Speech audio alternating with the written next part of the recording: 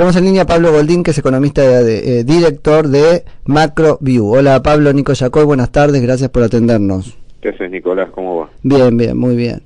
Bueno, acá todo esto tiene como causa aparentemente el presupuesto, ¿no? O el proyecto de presupuesto que presentó el Poder Ejecutivo.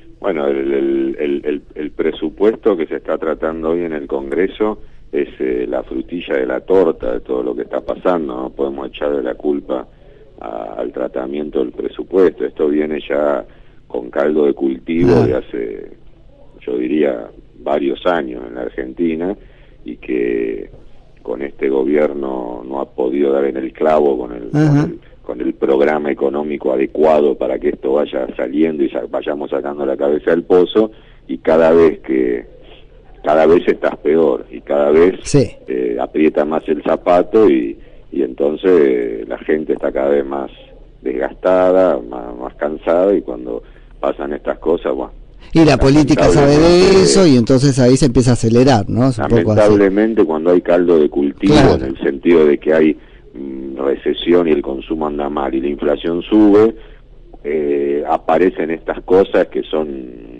la verdad, dan una pena y una angustia terrible, pero es así, siempre aparecen estas cosas. Si no hubiese ese caldo de cultivo, esas cosas no pasan. Pero bueno. Pablo, y sobre el presupuesto, ¿te parece que en principio es un buen presupuesto, un mal presupuesto, digo, para este momento, ¿no? de tormenta o de crisis? Este presupuesto es justamente, muy bien dicho, es un presupuesto para la crisis, es un presupuesto que es lo que más se puede hacer en este momento. Es una autorización de gastos, después hay que ver cómo se cumple y cómo se va cumpliendo en el día a día y en el mes a mes. Esto es como que te dicen, mira, esta es tu hoja de ruta, vos tenés este presupuesto para tu familia y lo vas a ir cumpliendo, y te das cuenta a lo mejor a los 2 meses que no vas, que tenés que hacer otras cosas. Así que tampoco es que esto es la Biblia, esto es una hoja de ruta que se supone que implica que el déficit primario del gobierno nacional, entre lo que gasta y lo que ingresa, tiende a 0, y que entonces el Fondo Monetario está esperando alguna señal del gobierno argentino y del Congreso en ese sentido, para que en estos días también el Fondo Monetario empiece a liberar los dólares que hacen falta para ir pagando la deuda pública que tiene el gobierno. ¿Viste? Esto es así como viste en las películas, que hay que hacer un intercambio de rehenes. Sí, totalmente. No sabe quién entrega primero. Sí, total. Porque esto es condición para la firma del segundo acuerdo. En realidad la condición no es el presupuesto, la condición es que la Argentina es el cero a lo largo del tiempo tienda a un déficit fiscal 0, que eso es el cumplimiento del presupuesto, no el presupuesto. Pero bueno, la hoja de ruta tiene que estar firmada como para que el tipo que te presta la plata, que es el fondo, digamos, por lo menos asumieron este compromiso. Claro, hay un cierto acuerdo que sostiene toda la política en la Argentina. Por lo menos los tipos se pusieron las pilas en el sentido de decir, mira, vamos a tratar de cumplir esto, a ver cuán cerca de 0 estamos. Tampoco te van a andar pidiendo el 0. El 0 exacto, claro. Si más o menos mostrás que estás yendo para un lado y quedás cerca, el Fondo Monetario te va a seguir apoyando, y que es lo que vos necesitas, que tener seguro una cantidad de dólares como para mostrarle a toda la gente que vos no vas a estar en cesación de pago ni vas a dejar de pagar cosas. Si el gobierno dijera, supongamos, supongamos, no puede aprobar el presupuesto, ni siquiera lo hubiese intentado, y dice, yo lo voy a hacer igual, igualmente voy a gastar igual a 0. Eso no es un mensaje igual de contundente cara al Fondo Monetario, porque en algún momento el gobierno jugó con eso, ¿no? Lo voy a hacer solo. Y después, lo que pasa es que si vos le prestás plata a alguien y todos tus vecinos están en contra de eso y van a hacer otra cosa y van a contramano, vos decís, esto no es sostenible. Claro. Si vos decís, bueno, todos los congresales y todos los partidos políticos de Argentina, en más o en menos, en su mayoría, firmaron este acuerdo y por lo menos dan la posibilidad de ir para este lado, prestás la plata con más convicción. Si vos decís, el único tipo que me prometió que va a tratar de equilibrar un poco las cuentas es uno en 44 millones, y bueno, qué sé yo, ¿cuánto puede durar eso? Sí. Pablo, la pregunta puede ser difícil por cómo la formule, pero no es mi ánimo ponerte en un lugar horrible, ¿no? Pero el punto es, ¿Es un presupuesto que merece semejante reacción? Porque uno puede pensar, claro, si uno se agarra de la pancarta déficit cero, recorte, ajuste, puede decir, bueno, eso inflama la política en la Argentina, ¿no? Pero cuando uno lo mira en detalle, podría o hasta debería haber sido peor. Mira, te lo voy a decir con simpleza. El peor año de ajuste es el que estamos teniendo ahora. Sí, sí. No es el presupuesto del año que viene. Uh-huh. El ajuste que estamos teniendo este año es tremendo. Si vos te pones a fijar cuánto van a ganar los empleados públicos y los jubilados y los universitarios y todas esas cosas, y los docentes, con respecto a la inflación que estamos esperando este año, es un verdadero ajustazo. La licuación, digamos. La licuación, claro, que es un ajuste a la mala, es una mala manera de hacerlo. Sí, es un ajuste que siempre en la Argentina, cuando las cosas no terminan de salir bien, lo ajustas con la inflación. Eso mismo. Y es un ajuste a la mala, es a la mala. Ahora, yo recordaba hoy en algún lado, que no me acuerdo dónde fue, el ajuste que intentó hacer López Murphy en el 2001, ajá, sí, que directamente ni nació, porque a las 2 semanas tremendo, sí, no pudo ni quedarse en el Ministerio de Economía, fueron 2.000 millones de dólares. Mirá, ajustar. Mirá. ¿Sabes cuánto es el ajuste que está pasando este año? Alrededor de 10.000 millones de dólares. Bueno, o sea, lo que pasa es que con inflación, imagínate que si lo echaron a López Murphy por 2.000, acá tendría que haber volado el país. Pero claro. Sin embargo, la inflación es como que te lo va matizando. Sí, ese es el sabor que a mí me queda un poco amargo, porque yo preferiría a la política discutiendo el dramatismo del recorte que hay que hacer en los gastos y no tirándonos las pelotas a nosotros con una licuación. Claro, lo que pasa es que eso es lo que está pasando este año. El año que viene, la verdad, si vos tenés que hacerlo con sinceridad y con la mano en el corazón, debe haber, por supuesto, ajustes de gastos que pueden doler. Pero, por ejemplo, la mitad del ajuste, la mitad es el aumento de retenciones a las exportaciones. Claro, sí. Y el aumento de retención a la exportación podría decirse que es el antiajuste. Totalmente. Para el bolsillo de la gente común. Después me va a escuchar una pyme exportadora y me va a querer matar, pero con respecto a lo que estamos viviendo hoy en el Congreso, de las piedras y del ajuste y de que no alcanza para comer, las retenciones a la exportación, que va a ser más de la mitad del ajuste del año que viene, la verdad que no es un ajuste. ¿Entendés?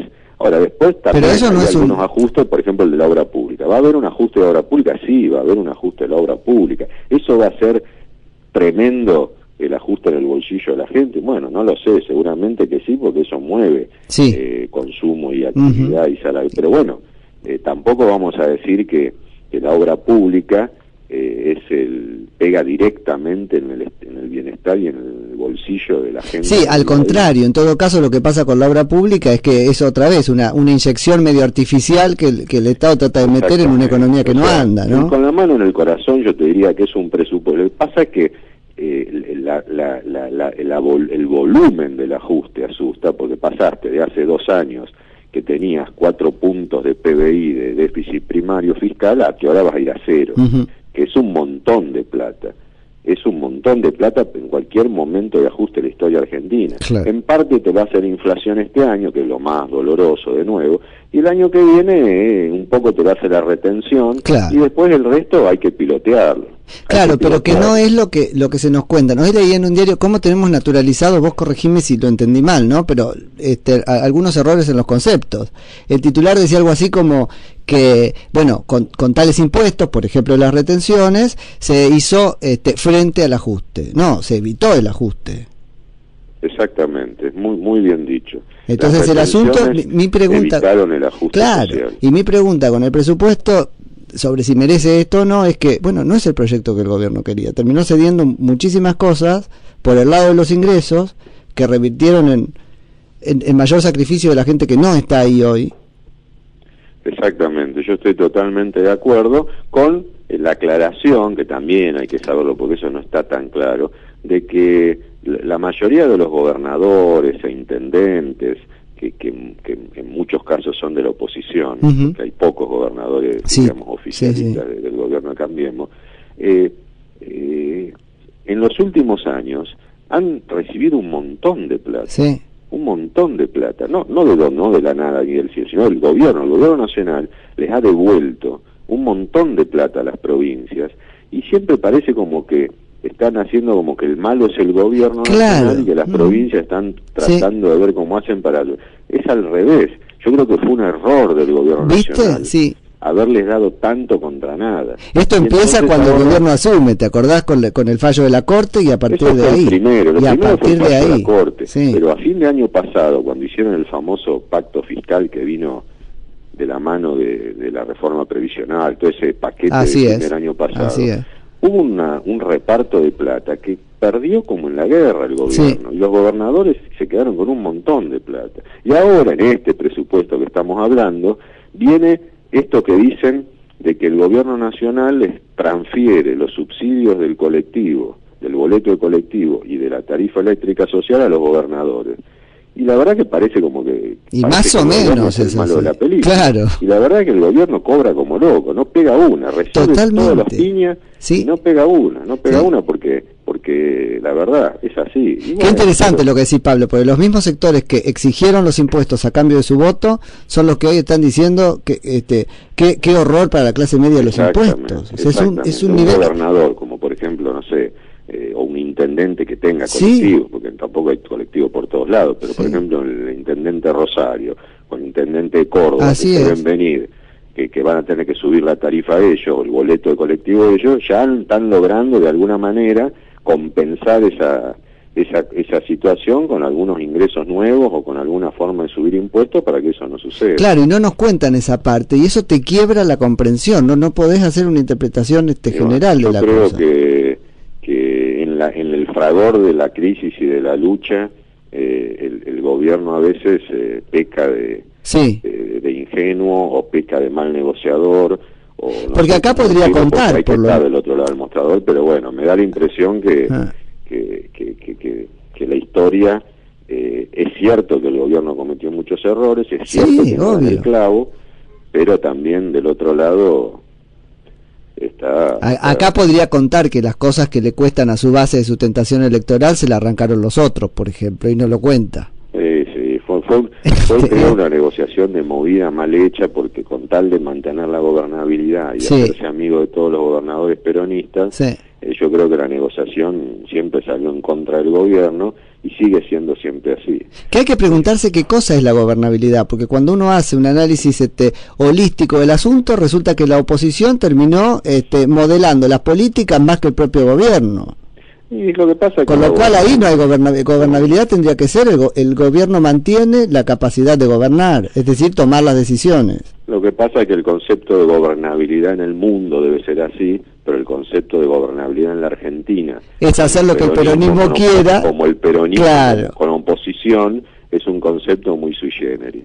Es hacer lo que el peronismo quiera, esté en el lugar del mostrador en el que esté, eso es un poco. Sí, claro, tienes que tener mantenida la fiera quieta. Claro. Entonces empezás a hacer cosas que no debiste haber hecho, y es así, después te viene como un boomerang. Y vos siempre pagas los platos rotos, porque no va a haber ningún gobernador hoy que salga a defender al gobierno. Todo esto empezó un poco, o a ver, se aceleró o se terminó de acelerar. ¿Cuándo fue? A fines del año pasado, con el debate sobre la reforma previsional, ¿no? Que pasó lo mismo afuera, y que en realidad el gobierno ahí dijo, bueno, esto es muy técnico, yo renuncio a explicarlo.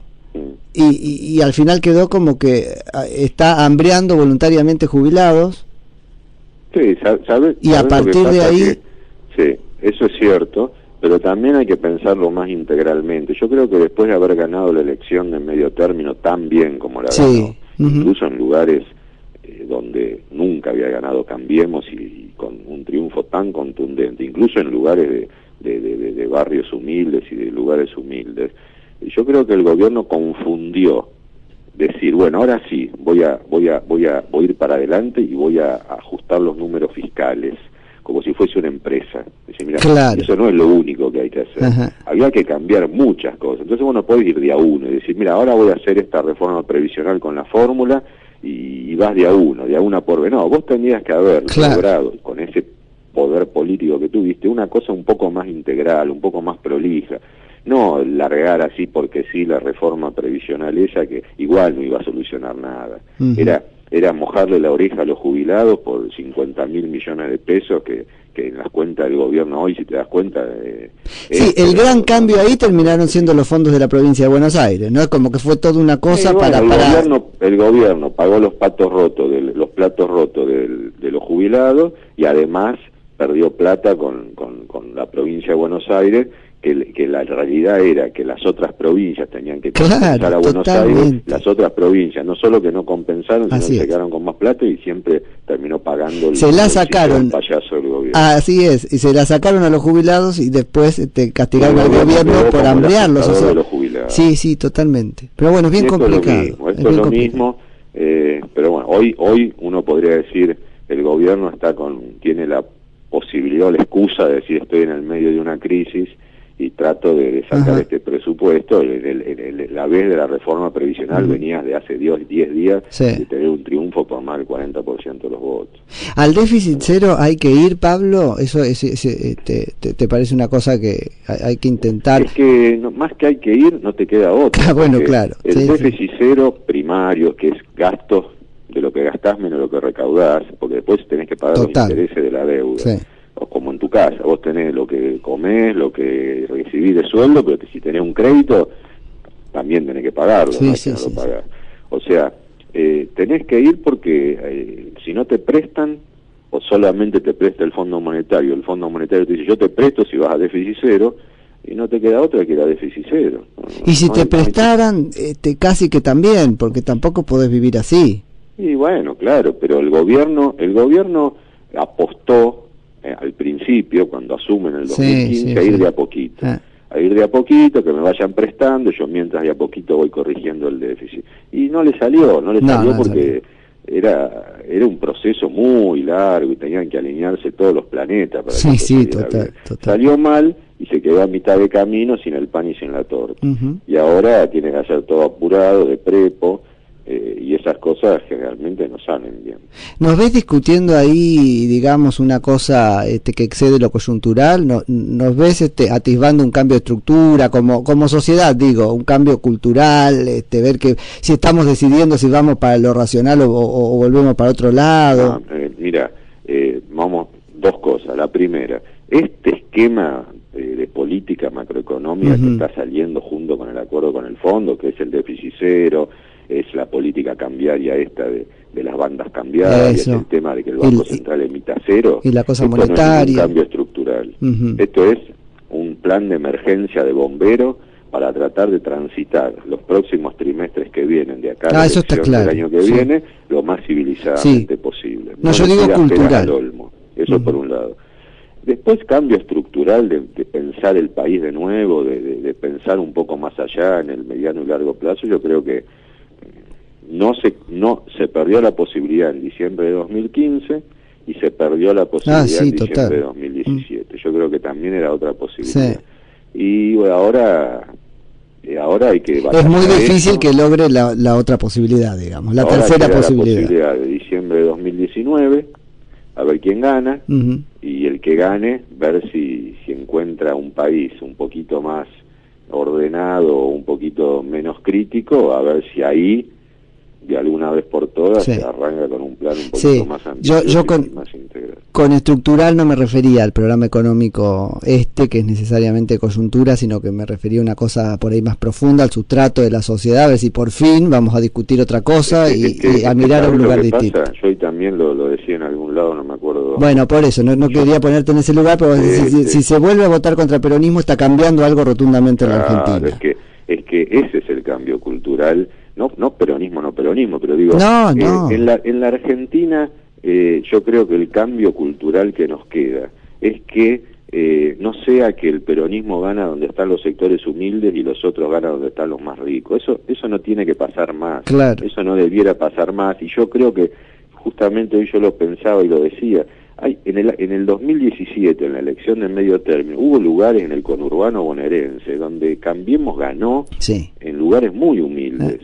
Y ganó la elección. Pero yo no sé si hoy Cambiemos no está mejor en los lugares humildes. Viró de base de representación. Hoy está apretando al que podría ser su votante natural. Sí, pero no es tan así, porque yo creo que el cambio que necesita la Argentina es que en el conurbano bonaerense, que es corazón del electorado bajo, medio, intermedio, medio, sí, haya opciones, que la claro, cabeza de esa gente esté abierta a distintas cosas, que así como en 2015 lo odiaban a Macri y en el 2017 ganó Cambiemos, que haya una alternancia así, que te abra la cabeza en ese sentido, especialmente a la gente de ingresos medios, bajos y bajos, que lamentablemente en la Argentina son la mayoría. Sí, totalmente. Entonces, esa alternancia, o eso, por eso yo creo que la elección del año que viene va a ser clave, porque si el año que viene, por lo que sea, gana de nuevo el oficialismo, uno puede decir, bueno, mirá vos, ganó el oficialismo con toda la economía en contra